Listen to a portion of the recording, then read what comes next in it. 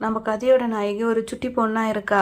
அவளுக்கு படிப்பை விட சாப்பாட்டு மேலதான் இன்ட்ரெஸ்ட் அதிகமா இருக்கு.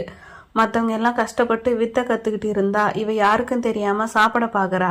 அப்பன்னு பார்த்து அவளோட அக்கா அவகிட்ட வந்து 10 வருஷமா நீ இங்க இருக்க, உங்க கூட படிச்சவங்க எல்லாம் 4 ஸ்டார் வாங்கிட்டாங்க, ஆனா நீ இன்னும் 1 ஸ்டார்ல தான் இருக்குன்னு வார்னிங் கொடுக்குறாங்க. இதை பார்த்த மற்றவங்க எல்லாம் அவளை ஏன் திட்டுறீங்க, அவளுக்கு தான் சக்தியே இல்லையே, அப்புறம் எப்படி அவ பறக்கிற வாழ்வித்தையெல்லாம் கத்துப்பான்னு கிண்டல் பண்றாங்க. மற்றவங்க எல்லாம் கிண்டல் பண்றத பார்த்த நம்ம ஹீரோனி தனக்கு உரியான ஸ்டைல்ல வாழ்வித்தை காட்ட முடிவு பண்றா.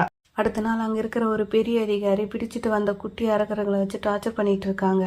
அந்த அரக்கர்களை ஒருத்தர் தான் நம்ம ஹீரோனியோட பெஸ்ட் ஃப்ரெண்டு. ஏன்னா அங்கே இருக்கிறவங்க யாரும் இவகிட்ட பேசுறது இல்லை. அதனால தினமும் குட்டி அரக்கர் கூட தான் பேசிகிட்டு இருப்பா. தான் ஃப்ரெண்டு அடி வாங்கத்தை பார்த்துட்டு இவ சும்மா இல்லாமல் இவங்க அப்படி என்ன தப்பு பண்ணிட்டாங்கன்னு இவ்வளோ கொடுமை பண்ணுறீங்கன்னு கேட்குறா. அதுக்கு அந்த அதிகாரி இவங்க எல்லாம் ஒரு சாதாரண நிறைய அரக்கர்கள் தான், இவங்கள அடிக்கிறது மட்டும் இல்லை, இவங்களை கொன்னா கூட இந்த மலையில என்ன கேட்க யாரும் இல்லைன்னு திமிரா பேசுறாரு. உடனே நம்ம ஹீரோனி நான் கேட்பேன், நீங்கள் பண்ணுறது கொஞ்சம் கூட மனிதாபிமானமே இல்லைன்னு தைரியமாக கேட்குறா.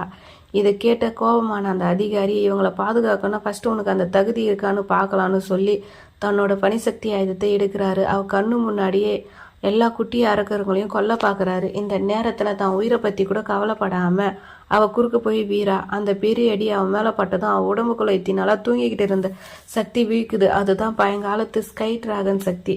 சின்ன வயசுல இருந்தே அவள் உடம்புக்குள்ள அந்த சக்தியை லாக் பண்ணி வச்சுட்டு இருந்தாங்க. அந்த அதிகாரி மறுபடியும் அவளை கொல்ல வரும்போது அவள் உடம்புக்குள்ள இருந்த டிராகன் சக்தி வெடிச்சு சிதறது. அதுக்கப்புறம் அங்கே நடந்த விஷயத்தை பார்த்து எல்லாரும் மிரண்டு போய் பார்க்குறாங்க.